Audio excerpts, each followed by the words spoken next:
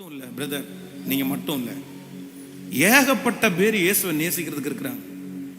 எத்தனையோ ஆயிரக்கணக்கான பேர்.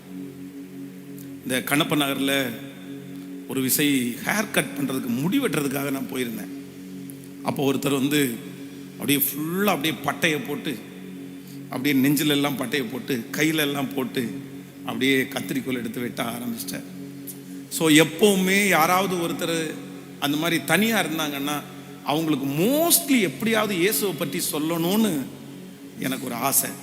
அதனால் அவர் முடி வெட்டிகிட்டே இருக்கும்போது ஒன்றுன்னா அவர்கிட்ட பேச்சு கொடுத்து பேசிட்டு, பிரதர் நான் வந்து இந்த மாதிரி தான் இருந்தேன், எங்கள் அப்பா இந்த மாதிரி, எங்கள் அப்பா குடிகாரராக இருந்தது எனக்கு ஒரு பெரிய ப்ளஸ் ஆகி போச்சு. ஏன்னா சாட்சி சொல்கிறதுக்கு பார்த்தீங்க அப்படின்னா ஸ்டார்ட் பண்ணுறதுக்கு திணற வேண்டிய அவசியமே இல்லை, ஸ்ட்ரெயிட்டாக போக வேண்டியதான், எங்கள் அப்பா வல்சலாம் அப்படின்னு ஸ்டார்ட் பண்ண வேண்டியதான். அப்படியே ஸ்டார்ட் பண்ணி பேச பேச, எஸ் பிரதர், ஆமாம் பிரதர், அப்படியா, அப்படியே பேசி முடிக்கும்போது என்ன சொன்னார்னா, பிரதர் என்ன நினைக்கிறீங்க, ஜீசஸையா எனக்கா பிடிக்காதா?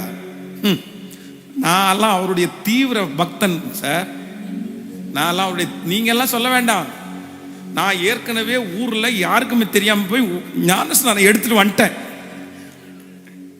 எனக்கு அதிர்ச்சியா இருக்குது, நீங்க நம்ப மாட்டீங்கல்ல. அப்படின்ட்டு போயிட்டு டிராவை திறந்து உள்ள இருந்து பைபிள் எடுத்துட்டு வராரு. உள்ள பைபிள் எடுத்து, இது கூட விடுங்க, பைபிள் எடுத்துட்டு எனக்கு காமிச்சல, இது ஆச்சரியப்படுறீங்களா?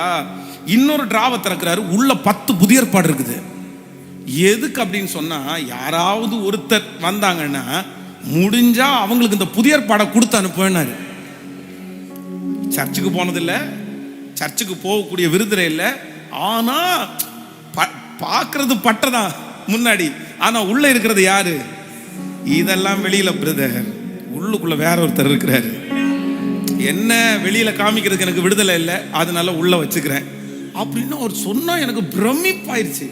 அப்போ இயேசுவை நேசிக்கிறதுக்கு நீங்க மட்டும் இல்லை சிஸ்டர், நீங்க மட்டும் இல்லை பிரதர், லட்சக்கணக்கான பேர் இருக்கிறாங்க, கோடிக்கணக்கான பேர் இருக்கிறாங்க, கோடிக்கணக்கான பேர். பாகாலுக்கு முன்பாக முழங்கால் படியிடாத 7000 பேர் இருக்கிறாங்கன்னு சொல்றாருல, அது உண்மை. தீர்க்கதரிசி என்ன சொல்றான்னா, நான் மட்டும்தான் ஆண்டவரே, இன்னைக்கு ஃபாஸ்டிங் பிறகு நான் மட்டும்தான் ஆண்டவரை வந்திருக்கிறேன், இன்னைக்கு நான் மட்டும்தான் ஆண்டவரை ஊழியம் செய்றேன், நான் மட்டும்தான் ஆண்டவரை உங்களை நேசிக்கிறேன் அப்படின்னு நம்ம சொல்ல வந்திருக்கிறோம். ஆனா ஆண்டவர் என்ன சொல்றாருன்னா, நீ மட்டும் எல்லாம் சொல்லாத, இவ்வளவு உபத்திரவத்தின் மத்தியிலையும் பாகாலுக்கு முன்பாக முழங்கால் படியிட மாட்டோம், எங்க ஜீவனையே போனாலும் பரவாயில்லன்னு உயிரை பணைய வச்சுட்டு 7000 பேர் இருக்காங்கப்பா, 7000 பேர் இருக்காங்க. நான் ஒருத்தன் இருக்கிறேன்னு சொல்லும் போது கர்த்தர் 7000 பேரை காமிக்கிறேன். அப்ப ஆண்டவரை நேசிக்கிறதுக்கு எத்தனையோ பேர் இருக்காங்க. அந்த கூட்டத்திலே யோவானை பார்த்து ஆண்டவர் நீ என்ன நேசிக்கிறியான்னு கேட்க மாட்டாங்க. ஆனா யோவான் யார் அப்படின்னா, உண்மையிலே ஆண்டவருடைய மார்பில கேட்கல, ஜீசஸ் கிரைஸ்ட வச்சு எத்தனையோ போட்டோக்களை வரைஞ்சிருக்கலாம், ஆனா இருக்கிறதுல ரொம்ப வேல்யூபுல்லான போட்டோ என்ன தெரியுமா, அவருடைய நெஞ்சில ஒருத்தன் சாஞ்சிட்டு இருக்க மாதிரி ஒரு போட்டோ இருக்கும் பாருங்க. பட் அந்த போட்டோ சொல்லல, அந்த சீனை சொல்றேன், அது பெரிய வேல்யூ. இயேசுனுடைய மார்பில சாயறது எவ்வளவு பெரிய